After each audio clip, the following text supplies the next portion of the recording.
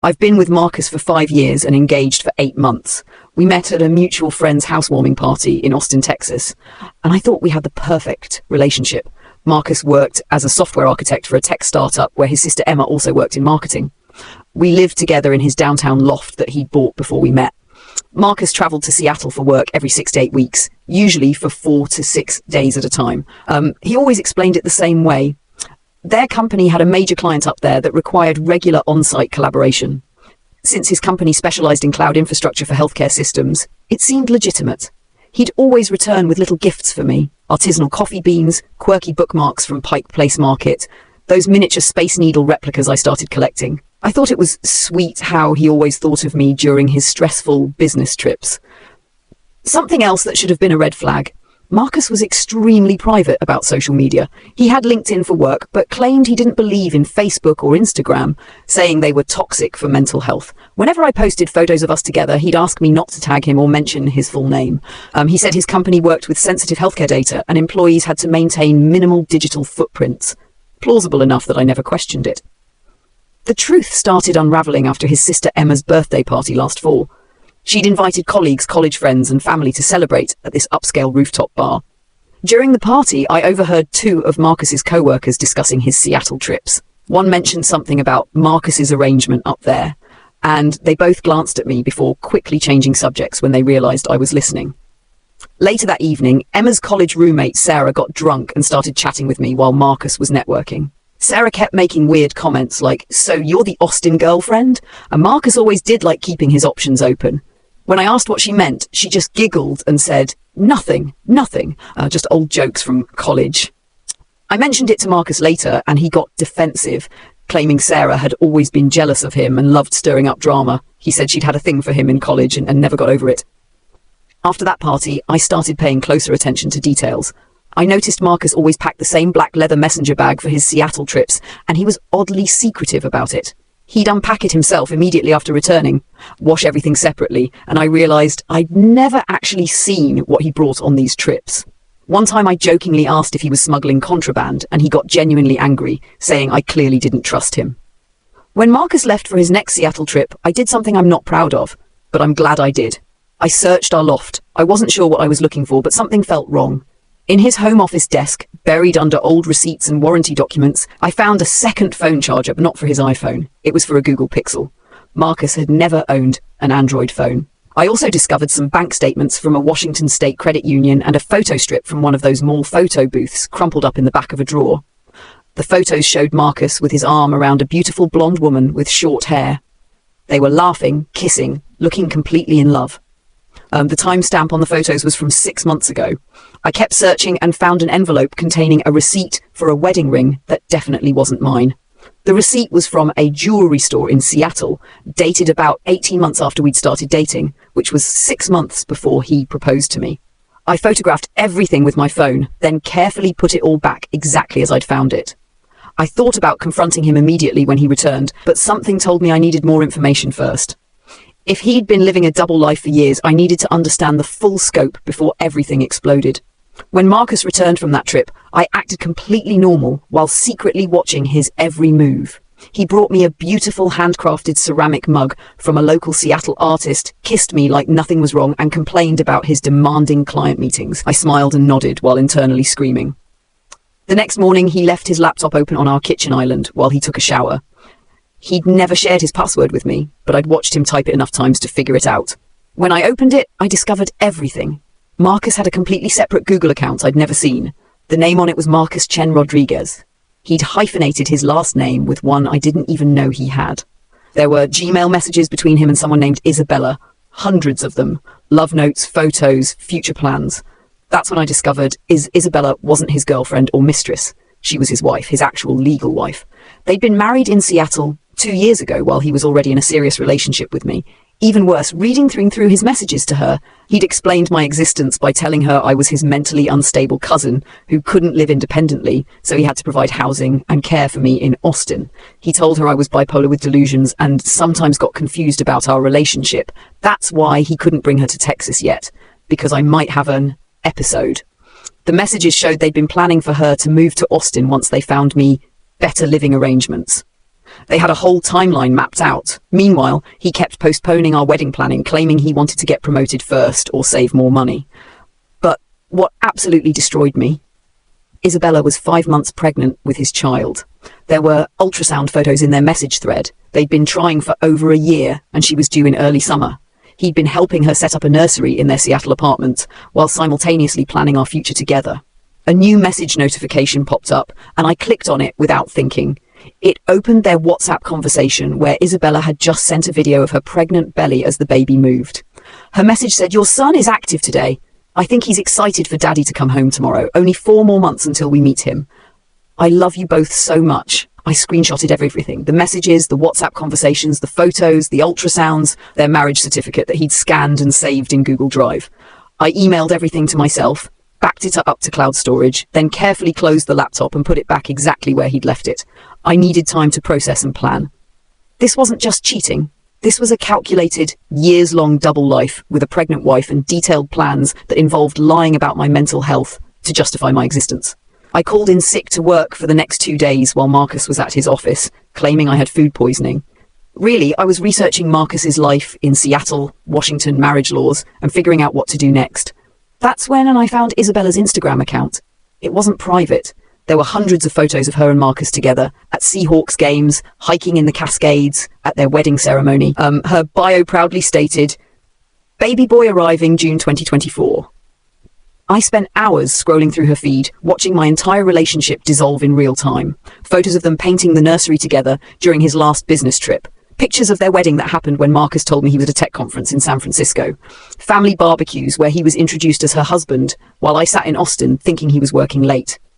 The most recent post was from yesterday.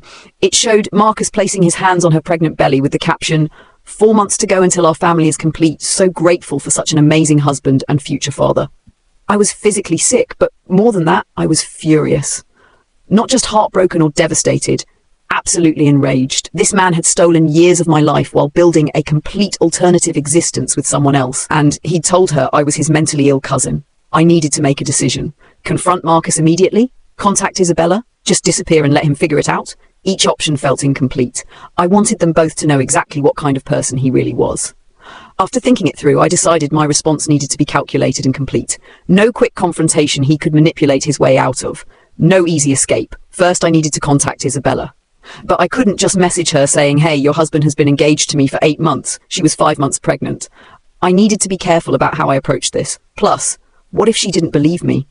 What if she thought I was exactly what Marcus had described, a delusional woman making up stories? I needed undeniable proof and a plan that would expose Marcus completely to Isabella, his family, his workplace, everyone. And I needed to protect myself in the process. I spent that night carefully planning my strategy. I had evidence, I had fury, and I had nothing left to lose. Marcus had no idea what was coming. First update, I spent the next morning practicing exactly what to say to Isabella. This wasn't just about me anymore. This poor woman was building a family with a man who'd constructed an elaborate web of lies. But before contacting her, I needed more evidence. I went through our loft while Marcus was at work, photographing our life together. Our couple photos, the engagement pictures we'd taken at Zilker Park, contracts for our wedding venue with both our names, receipts for deposits we'd paid, the ring on my finger. I found vacation photos, holiday pictures with his family, everything proving we weren't cousins but a couple planning a future. I also did something that felt badass. I went to our bank and withdrew my portion of our joint savings account, about $18,000. We'd been saving for our wedding and honeymoon, and I wasn't letting him use my money to build his life with someone else. I opened a new account at a different credit union. I made copies of our lease showing we lived together as partners, not relatives. I found old birthday cards he'd given me with messages like, "To my beautiful fiancé and can't wait to call you my wife." I gathered everything proving our relationship and his lies. Then came the hard part, contacting Isabella. I couldn't just DM her on Instagram. If Marcus saw the message first, he'd delete it and block me. I needed her personal email address. After searching through Marcus's messages, I found her work email. She was a graphic designer at a marketing firm in Seattle. I created a new email account specifically for this and drafted a message. I didn't want to sound like the angry other woman or seem delusional, exactly what he told her I was. I wrote something simple. "Isabella, I have important information about Marcus that you need to see. This will be difficult, but you deserve the truth." I attached 3 things. A recent photo of Marcus and me at his company holiday party from 3 months ago, a copy of our lease agreement, and a picture of my engagement ring with our engagement date. I gave her my phone number and said I had more proof if she wanted it, but understood if she needed time to process first. After triple checking everything, I hit send at 2:15 p.m. on a Thursday. Then I waited. I expected to wait days, maybe weeks. But at 4:47 p.m., my phone rang from a Seattle area code. I almost dropped it trying to answer. It was Isabella.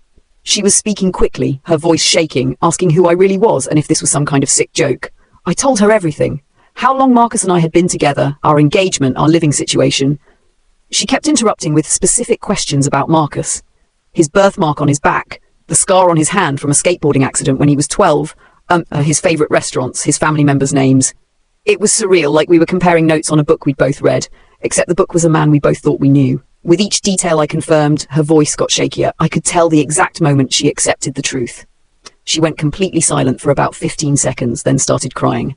Not gentle tears, but raw, heartbroken sobbing that comes when your world collapses. Between sobs, she told me Marcus was supposed to fly up next week for her 24-week ultrasound appointment. They were going to find out the baby's gender together and start finalizing the nursery. She'd been planning a surprise dinner to celebrate. I asked if she wanted more proof. She did. I sent her everything while we stayed on the phone. The engagement photos, wedding venue contracts, holiday pictures with his family, our text conversations. As she received each one, her crying turned to something else. Pure rage. She started telling me about their life together. How they'd met 4 years ago when Marcus was on a legitimate business trip to Seattle. How he'd pursued her relentlessly, claimed he'd fallen in love at first sight, how he'd arranged his work schedule to include regular Seattle visits. They'd gotten married 2 years ago in a small ceremony with her family. Then she told me the story he'd sold her about me. According to Marcus, I was his younger cousin who suffered from bipolar disorder and delusions. He claimed I sometimes believed we were in a romantic relationship, and he had to humor me to keep me stable. He told her he was working on getting me proper psychiatric care, so he could eventually bring her to Austin, but it was complicated because of my condition. I was livid.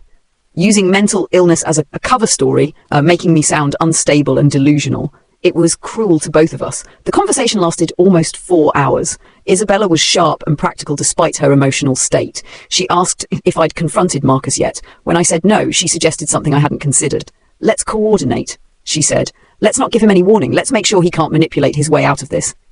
She wanted to fly to Austin with her older brother David and confront Marcus together, face to face. And she knew exactly where, at his company's quarterly retreat happening that weekend, where his sister Emma and all his colleagues would witness everything. Part of me worried about the stress affecting her pregnancy, but Isabella assured me her doctor had cleared her for travel and her pregnancy had been healthy. Plus, David would be with her for support. We made a plan. She would fly down with David in 2 days. She wouldn't tell Marcus she was coming. Instead, she'd act normal in their conversations, saying she was excited for his visit next week. Meanwhile, I would continue pretending everything was fine at home. Those 2 days were torture. Sleeping next to him, making small talk over dinner, kissing him goodbye in the mornings, all while knowing exactly what he was. He had no idea I'd spoken to Isabella or discovered anything. Once he even got a video call from her while we were watching Netflix. I watched him step onto our balcony, lower his voice and tell her he missed her and couldn't wait to see her and their baby. I had to grip the couch cushions to keep from screaming. The night before Isabella was set to arrive, Emma called me about the company retreat. It was happening at a resort in the Hill Country, about an hour outside Austin. All employees and their partners were invited for team-building activities and presentations. Emma mentioned she was excited to finally meet Marcus's Seattle client who was supposedly flying in. After the call, I realized Marcus had told his work that Isabella was a client. Another layer of lies. That night, while Marcus slept, I quietly packed a small bag with important documents, some clothes and personal items, then hid it in my car. The next morning, Isabella texted that she and David had landed. They'd checked into a hotel and would meet me at a coffee shop near the retreat location at 11 a.m. Marcus left for the retreat like any normal day, kissing me goodbye and reminding me to drive safely since I was supposedly coming later for the afternoon activities. I spent the morning finalizing my preparations. I made copies of all evidence and organized it into folders. I also called our wedding venue to cancel, citing personal reasons. At 10:30, I drove to the coffee shop. My hands were shaking so badly I could barely park. Isabella and David walked in right on time. Isabella was exactly as she appeared in photos. Beautiful, with short blonde hair and an obvious pregnancy bump. David was tall and protective. clearly furious on his sister's behalf. When Isabella saw me, her eyes immediately filled with tears. We didn't hug. What social protocol exists for meeting your fiancé's secret wife? Instead, she sat across from me, placed her hands on her belly and said simply, "Thank you for finding me. Thank you for telling me the truth." We reviewed our plan one final time. The retreat was being held at a conference centre with multiple buildings. Marcus's presentation was scheduled for 2 p.m. in the main auditorium, with all employees and partners attending. Our plan was to wait until he was mid-presentation, then walk in together. Maximum witnesses, no easy escape. When we arrived at the resort, the parking lot was full of cars from Marcus's company. We could see people in casual business attire walking between buildings, name tags and lanyards identifying them as attendees. We positioned ourselves outside the main auditorium and waited.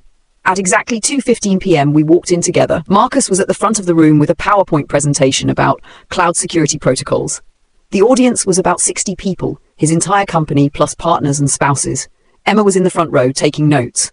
Marcus saw me first and smiled, probably assuming I'd arrived for the social portion of the event. Then he noticed Isabella and David behind me. His smile faltered as confusion crossed his face. Then recognition hit him like a freight train. Every ounce of colour drained from his face and he actually grabbed the podium to steady himself. What's going on?" he whispered into his microphone, which projected his confusion to the entire room. The audience turned to see what he was looking at. That's when Isabella stepped forward, placed her hands protectively on her pregnant belly, and said loudly enough for everyone to hear, "Hello, Marcus. I'm Isabella Chen Rodriguez, your wife, and this is your son." She gestured to her belly. "I thought it was time your Austin family met your Seattle family." The room went dead silent. You could have heard a pin drop. David stepped up beside his sister and said, "We flew down from Seattle because Isabella wanted to surprise you at work. Isn't that sweet?" Emma shot up from her chair, her face a mixture of confusion and dawning horror. Several of Marcus's colleagues started whispering to each other, phones coming out to record what was clearly becoming a spectacular meltdown. Marcus started stammering, trying to explain, but no words came out that made any sense. He kept looking desperately around the room for an ally and finding none. That's when I stepped forward. I slowly removed my engagement ring and held it up for everyone to see. "For anyone wondering," I announced to the room, "I'm Marcus's fiancé of 8 months. We live together in Austin." Apparently, neither his wife nor I knew about the other. The room erupted. People were gasping, talking over each other. Several phones were definitely recording now. Marcus's boss stood up from the back row, his expression thunderous. Emma rushed over to us, tears streaming down her face. "Is this real?" she asked Isabella. "Are you really married to my brother?" Isabella reached into her purse and pulled out a folder.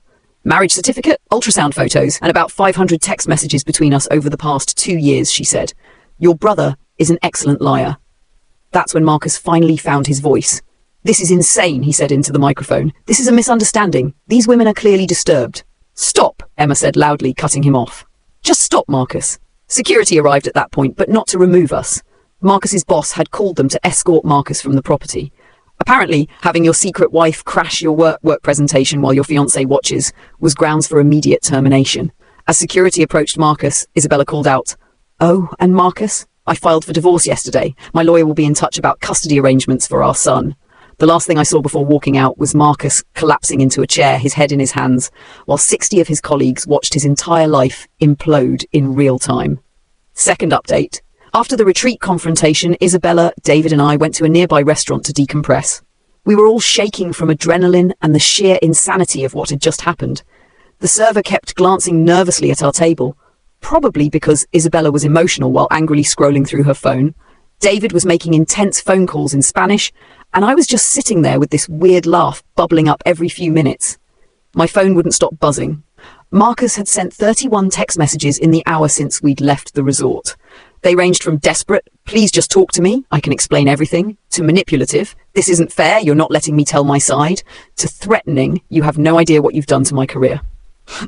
I showed them to Isabella, who rolled her eyes and showed me her phone. Nearly identical messages in both English and Spanish. David looked up from his call and told us he'd been speaking with Isabella's lawyer back in Seattle. The situation was complicated because the marriages crossed state lines, but one thing was clear: Marcus had committed bigamy, which is illegal in both Washington and Texas. While we were discussing this, Emma walked into the restaurant. She looked completely destroyed, makeup smeared, still wearing her company retreat name tag. She asked if she could join us, and when Isabella nodded, she sat down heavily. Emma didn't beat around the bush. She told us Marcus had been fired effective immediately, not just for the personal scandal, but because HR discovered he'd been falsifying his travel expense reports. Those Seattle trips weren't all business. He'd been charging the company for flights and hotels while conducting his double life. That was grounds for immediate termination and possible legal action. Then Emma did something I didn't expect. She started apologizing to both of us. Through tears, she admitted she'd suspected something wasn't right with Marcus's behavior over the past year, but had convinced herself she was being paranoid. Isabella reached across the table and took Emma's hand. That gesture broke me. Here was this pregnant woman who just had her world shattered, comforting the sister of the man who'd betrayed her. Emma asked to see the ultrasound photos. When Isabella showed her, Emma covered her mouth and started crying again. "I'm going to be aunt," she kept saying. "I had no idea." Then Emma turned to me. She said she understood if I never wanted to see anyone in their family again, but she hoped I might forgive her for not seeing what Marcus was doing. I told her there was nothing to forgive. Marcus had fooled all of us. The conversation shifted to practical matters. I explained I'd already moved my essential belongings to my friend's apartment and would get the rest when Marcus wasn't home. Isabella said she needed to fly back to Seattle the next day. Her doctor didn't want her traveling too close to her due date. As we were talking, Marcus called Emma's phone. She answered, putting it on speaker without telling him. Marcus was frantic, begging his sister to help him fix this, saying his whole life was falling apart. Emma's response was ice cold. She told him he'd created this situation himself and now he'd face the consequences. She said she'd thought better of him and she was ashamed. Then she hung up. My phone buzzed with an email notification. It was from Marcus with the subject line, "Please read, I can explain everything." I opened it and read parts of it aloud to the group. It was a rambling, self-pitying mess about how he'd never meant for things to go this far. How he truly loved both of us in different ways. How he'd gotten caught up in lies that spiraled out of control. The email ended with him asking for a chance to explain in person, alone, without all the drama and audience. By evening, we'd exchanged contact information and made plans to stay in touch. Emma hugged both of us before leaving, promising to support Isabella however she could, regardless of what happened with Marcus. David helped Isabella back to their hotel, and I headed to my friend Rachel's apartment, emotionally exhausted. I told Rachel the basics over text, but when I arrived, I broke down completely and told her everything. She was horrified, but not entirely surprised. She'd always thought Marcus was too smooth, but never imagined this. While we were ordering dinner, I got a call from Marcus's college roommate, Jake. He said he'd heard what happened through mutual friends and wanted me to know he'd tried to warn me in his own way. Apparently, this wasn't Marcus's first double life. Jake explained that in college, Marcus had done something similar with women at different universities. He'd had serious relationships at both UT Austin and Rice University, traveling between them and telling each woman different stories about his life. When Jake and other friends discovered what was happening, they'd confronted Marcus, who'd promised to get therapy and clean up his act. Jake apologized for not being more direct when he'd met me at parties over the years. He said he'd been struggling with whether to tell me explicitly, but Marcus had seemed to have changed, and Jake didn't want to destroy a relationship based on old behavior. I thanked him for calling, but told him his hints had been completely useless. He admitted he deserved that and asked if there was anything he could do now. I told him the best thing he could do was make sure everyone knew exactly what Marcus had done this time. Around midnight, I got a text from an unknown number. It was Marcus's father, Robert. His message was brief. "Marcus is at our house in crisis. I need to speak with you." I showed Rachel, who immediately said I shouldn't go alone, if at all. I agreed and texted back that I had nothing to say to him or Marcus, but if he wanted to talk, he could meet me in public the next day. Robert responded immediately, saying he understood my position, but wanted to make things right however possible. He suggested meeting for coffee and promised Marcus wouldn't be there. I agreed, partly out of curiosity about what making things right could possibly mean. Robert was already at the coffee shop when I arrived the next morning. He got straight to the point. He apologized for Marcus's actions and said the whole family was devastated. Then he slid an envelope across the table. Inside was a cashier's check for $75,000. I stared at him in disbelief. Robert explained that he knew money couldn't fix what Marcus had done, but he wanted to cover any wedding deposits I'd lost, plus compensation for emotional distress. His exact words like, "This was a business transaction." I pushed the envelope back and told him I didn't want his money. I wanted him to understand that his son was a predator who deliberately deceived two women for years, and that his previous attempts to sweep Marcus's behavior under the rug had enabled this to happen again, this time with a child involved. Robert looked stunned. He clearly hadn't expected me to refuse the money. As I was leaving, he called after me, asking what I planned to do next. I told him truthfully that I hadn't decided, but buying my silence wasn't an option. His face hardened. Marcus has made mistakes, but he's still my son. I'll protect him however necessary. When I got back to Rachel's car, I was shaking. She wanted to go back and confront Robert, but I just wanted to get away. That afternoon, I finally worked up the courage to go back to the loft to get more of my belongings. Rachel came with me, and we timed it for when Marcus would be at his parents' house, based on texts from Emma. The loft was destroyed. Marcus had clearly been there and had some kind of breakdown. There were broken dishes in the kitchen, clothes thrown everywhere, empty bottles scattered around. I quickly gathered more belongings, focusing on irreplaceable items and important documents. As I was packing my jewelry box, I found something that made my blood run cold. Hidden beneath my necklaces was a small velvet pouch containing a ring I'd never seen before. It was completely different from my style, ornate and flashy. Inside the pouch was a jewelry store receipt with a logo I didn't recognize and a date from next month. Another engagement ring. For someone else. I showed Rachel, who immediately said we should take it to get appraised and use the money for my fresh start. I hesitated, not wanting to sink to Marcus's level, but Rachel argued that he owed me at least this much. As we were loading my car, Marcus's BMW pulled into the parking garage. Rachel and I froze, then rushed to finish. Marcus saw us and ran over, blocking my driver's side door. He started pleading with me to listen, saying he could explain everything, that he knew he'd messed up but still loved me. When I tried to get around him, he grabbed my arm. Rachel immediately stepped between us, telling him to back off before she called the police. Marcus turned on Rachel then, telling her this was between him and me, that she needed to stay out of our relationship problems. I'd never seen this side of him before. Desperate, aggressive, almost unhinged. I told him firmly that we didn't have a relationship anymore. And if he didn't let me leave immediately, I would call the police. That's when he noticed the box of framed photos I was taking. He lunged for it, saying I couldn't take those, they belonged to both of us. In the struggle, the box fell and glass shattered everywhere. I used that moment to get in my car with Rachel, jumping into the passenger seat. As I started the engine, Marcus slapped the window, leaving a handprint as he yelled that I was destroying his life, that Isabella's family was talking about pressing charges and that he'd lose everything if I didn't help him fix this. I rolled down the window, just enough to tell him he should have thought of that before living a double life for years. Then I backed out, forcing him to step away, and drove off with him still shouting in the parking lot.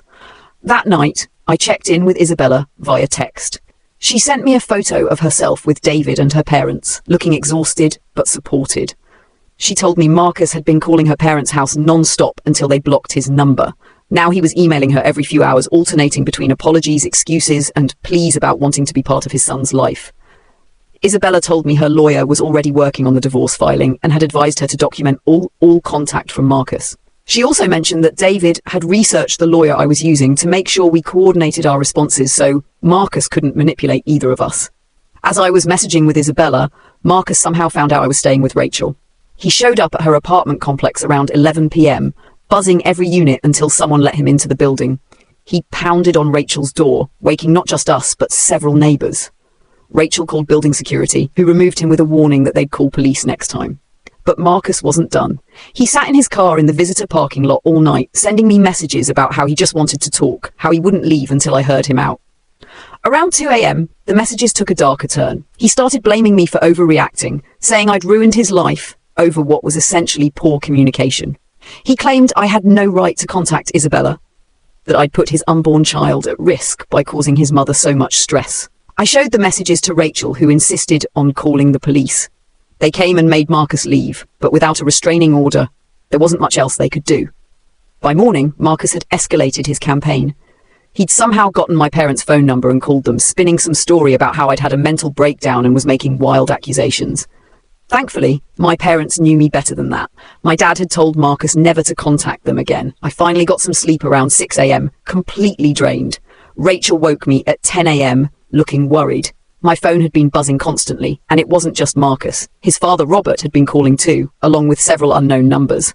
I checked my voicemails to find Robert had left 6 messages, each more threatening than the last. He'd started with renewed offers of money, then moved to thinly veiled warnings about making things difficult for everyone involved. The final message was clear: back off, stop talking to Isabella, and sign an NDA he'd had drawn up, or he'd make sure I regretted it. The unknown numbers were from Marcus's friends and coworkers, people I'd met once or twice. They all had the same message: I needed to talk to Marcus. I was destroying him. He wasn't eating or sleeping. he might do something desperate. It was a coordinated guilt trip, and it made me furious. I forwarded all the voicemails to my lawyer, then got ready to meet Emma for lunch. She'd asked to see me alone, saying she had things to tell me about Marcus that the family had kept hidden. Final update. Emma was already at the restaurant when I arrived, looking like she hadn't slept in days. She stood up awkwardly when she saw me, clearly unsure of the appropriate greeting. I made the decision for her with a quick hug. The conversation started with Emma apologizing again for Marcus, then catching herself and saying she knew apologies couldn't fix this. She told me their family was in complete chaos. Their father was in damage control mode. Their mother was devastated, and Marcus was having what she described as a complete breakdown. Then Emma told me something that made everything click into place. Growing up, Marcus had always been a compulsive liar who created elaborate alternate versions of himself. He'd tell different friend groups completely different stories about his life, his interests, even basic facts about their family. When caught, he'd always have perfectly reasonable explanations that somehow made everyone feel bad for doubting him. Their parents had taken him to therapists as a teenager, but Marcus was charming and intelligent. He could convince the therapists that his parents were overreacting to normal teenage behavior. By college, they'd given up trying to address it, hoping he'd mature out of it. Emma started crying as she admitted she'd seen signs of Marcus's deception with me, but had convinced herself it wasn't her place to interfere. She'd noticed he was extremely cagey about his Seattle trips, and once she'd overheard him on the phone speaking Spanish, which he'd never been able to do before. I reached across the table and took her hand, telling her this wasn't her fault. Marcus was clearly very skilled at manipulation. As we were talking, I noticed a man at the bar watching us intently. It took me a moment to recognize him. It was Tyler, one of Marcus's closest friends from work. When he saw me notice him, he quickly looked away and pretended to be very interested in his phone.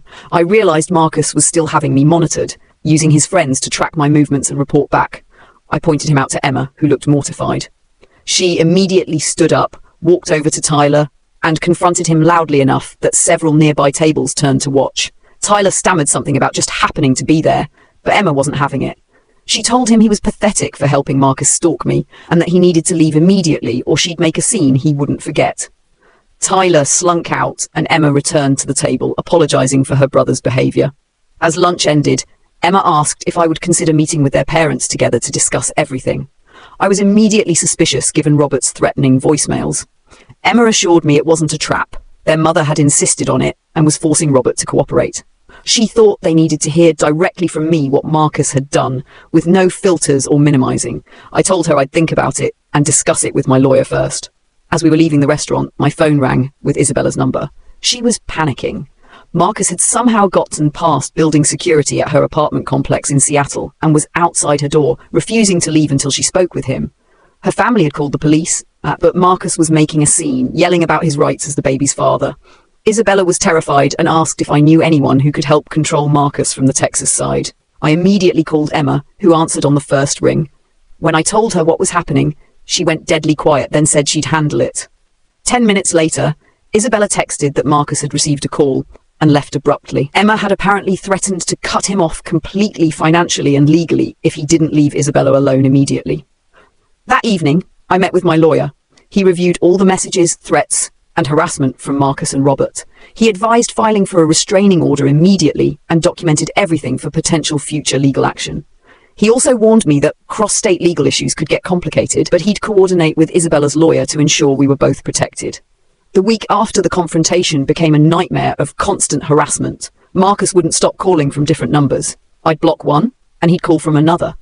In 4 days, I blocked 23 different numbers. Each voicemail was more desperate than the last, crying, pleading, then getting angry and blaming me for overreacting. Marcus figured out where I was staying and showed up at Rachel's building at 3 a.m., pounding on her door and yelling that he needed to talk to me. The neighbors called security, who threatened to call police if he didn't leave. Marcus eventually left, but not before sliding a 12-page handwritten letter under the door explaining his side of things. I read the letter. Biggest mistake ever. It was pure manipulation. Marcus claimed he'd gotten trapped in the situation with Isabella because of an unexpected pregnancy from what was supposed to be a casual relationship, that he'd tried to end it multiple times, but she was emotionally unstable, that he was planning to tell me everything after our wedding. Every paragraph was more delusional than the last. He somehow painted himself as the victim in all this. I tore it up and threw it away. The next day, Emma called me. Marcus had been officially terminated from his job. The company cited falsified travel expenses and conduct unbecoming after their investigation. Apparently, he'd been charging the company for personal trips to see Isabella while claiming they were business-related. Emma told me Marcus was staying with Robert, refusing to eat or shower, just drinking and sending messages to both Isabella and me constantly. I got a restraining order after he showed up at my workplace, causing a scene that ended with security escorting him out. The judge granted it immediately after seeing the evidence: 89 messages from different numbers, recordings of Robert threatening me, and statements from witnesses who'd seen Marcus's increasingly erratic behavior. David called with updates from Seattle. Isabella had filed bigamy charges against Marcus, and the Washington authorities were taking it seriously. Marcus was now effectively banned from entering Washington state. If he tried, he'd be arrested at the border. This meant he would likely never meet his son, at least not on his terms. The restraining order seemed to finally make Marcus realize he couldn't harass me into forgiving him. Instead, he shifted his entire focus to salvaging his relationship with Isabella. He sent her family expensive gifts, which they returned unopened. He tried contacting her doctor's office, claiming he needed updates about his child. They shut that down immediately after Isabella warned them. About 7 weeks after the confrontation, Isabella went into labor. Emma flew to Seattle to be with her, with Isabella's blessing. Marcus tried to go too, but was stopped at the airport when his passport was flagged due to the pending charges. He ended up having a complete meltdown in the terminal, which someone recorded and posted online. The video showed him screaming about his rights as a father, while security held him back from boarding a flight he wasn't allowed on. 2 days later, Isabella's son was born healthy and beautiful. She sent me a photo with a simple message: "Thank you for saving us both." I cried when I saw that tiny, perfect face, thinking about how differently things could have gone if I hadn't found that laptop. Marcus's reaction to becoming a father he couldn't see was to get blackout drunk and crash his car into a mailbox. He wasn't seriously hurt, but he got a DUI and spent the night in jail.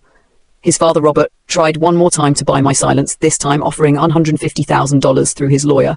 When I refused again, the lawyer warned me that Mr. Chen had extensive resources and wouldn't hesitate to use them to protect his family's reputation. I forwarded that threat to my lawyer, who filed a harassment complaint. As for me, I'm slowly rebuilding my life. I moved into my own apartment 2 months ago. I started therapy to process everything and got a new job at a different company. The strangest part is that I'm actually grateful it happened this way. If I hadn't found that laptop, I might have married him. I might have had children with him. I might have spent decades with a man living multiple lives before discovering the truth. Instead, I got out before those deeper entanglements made separation impossible. Isabella and I stay in touch regularly. She's an amazing mother and her son is thriving. Emma visits them often and has become a devoted aunt. The three of us have formed an unlikely friendship bonded by survival. As for Marcus, his latest attempt at contact came from his 97th burner number last week. All it said was, "Lost everything. Hope you're both happy now." We are, and we're safe. And most importantly, Isabella's son will grow up knowing the truth about his father instead of living in a web of lies. The ring I found in the jewelry box, it was meant for a woman named Sarah in Denver. Marcus had apparently been planning a third life there. I turned all the evidence over to the police, and they're investigating whether there are other victims. Some people ask if I regret exposing Marcus so publicly. Absolutely not. Men like him count on shame and silence to continue their predatory behavior. Sometimes the only way to stop a manipulator is to drag their lies into the light where everyone can see them. Marcus chose to build a house of cards. I just provided the wind knocked it down. Update. It's been 6 months since everything happened. Marcus served 30 days in jail for the DUI and is now living with his parents while working part-time at a grocery store. Robert's threats turned out to be empty. Apparently, even his resources can't fix bigamy charges and falsified business records. Isabella's divorce was finalized last month. Marcus owes substantial child support but has no visitation rights due to the restraining orders in multiple states. He's also facing potential federal charges for marriage fraud. Emma and I remain close friends. She says the family is slowly healing, but that Marcus continues to refuse therapy or take responsibility for his actions. As for the woman in Denver, Sarah, she reached out to me after the police contacted her. Turns out Marcus had been planning to propose to her next month. She thanked me for